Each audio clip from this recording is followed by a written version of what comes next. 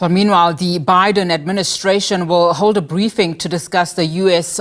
priority for the upcoming AGOA Forum in South Africa. For more now, let's cross to our Washington correspondent, Nick Harper. Nick, thank you so much for your time. Well, the forum comes at a time when Africa seeks to redefine its role in the global economy. Just talk to us about what we can expect in the U.S.-led briefing about its priorities ahead of the forum.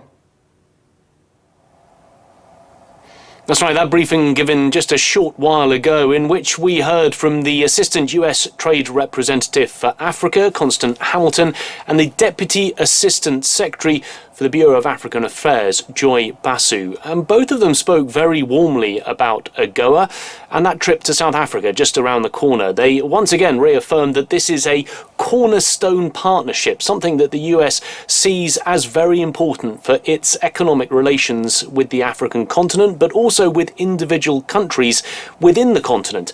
They spoke about how it was something they said they are very proud of and that they're looking forward to going to South Africa. They also defined this as being more than just an economic partnership. They see it very much as a standalone initiative which provides other benefits. They talked about it helping with workers' rights, human rights, democracy in various countries, and they spoke about that importance to have inclusive economic growth. So the US once again reaffirming that this is a very important trade act as they see it, and a really important way for the US to be able to work with and interact with the African continent.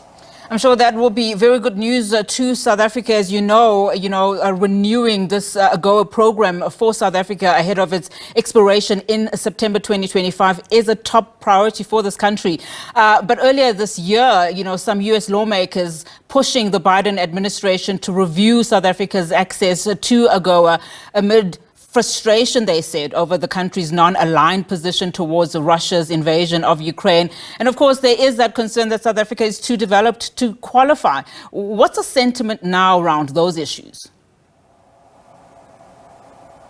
Yeah, that issue of the location of the forum in a couple of weeks' time came up during this briefing, being asked why South Africa had been chosen, because there is still that lingering unhappiness amongst some, in particular, Republican lawmakers up on Capitol Hill that South Africa is going to be the location. You mentioned that non-alliance. It has rankled some Republican lawmakers that there hasn't perhaps been that support from South Africa with the war in Ukraine that Republican lawmakers would like to see. However, the US was very firm about it being important that South Africa was represented, that it would also be hosting it as well. But the US is also acknowledging ahead of the potential renewal, before that expiration date next year, that there is some work to be done. Both of the briefers spoke about really this idea of improving AGOA. They said that it had done well, that it had benefited many countries, but they also said that it has not met the expectations we had in the year 2000 when all of this came into being. They said that some countries have benefited greatly, but the majority have not. And not trying to make it better before it expires is going to be a wasted opportunity. So there is this push from the Biden administration to lawmakers on Capitol Hill to look very closely at how they can renew this, but also how they can renew it and make it better so that more countries benefit. There was even some questions about whether more countries could be included, potentially some in North Africa, which are not part of the AGOA agreement. So lots still to be worked out. And I think at the moment with Capitol Hill in the state that it is, particularly partisan politics there, some of those issues will take some time to work out, potentially all the way up until that expiration date next year.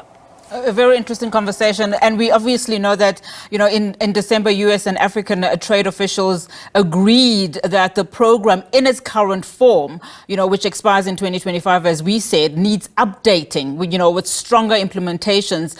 Just bring us up to speed if mention was made around the African Continental Free Trade Area. We know that this is one of the ambitious plans that they need operational by 2030.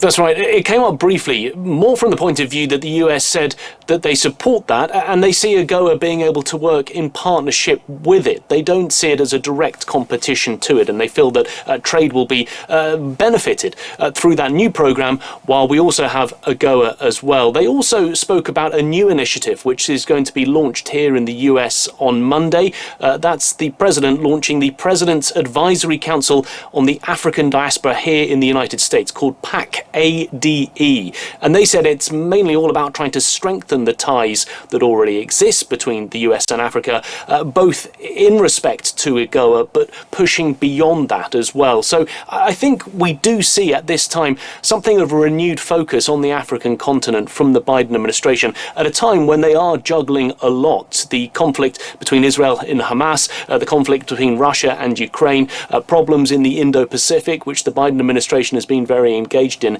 While all of that is going on, they are still trying to maintain that focus and I guess renew it ahead of the meeting in South Africa in just a couple of weeks' time.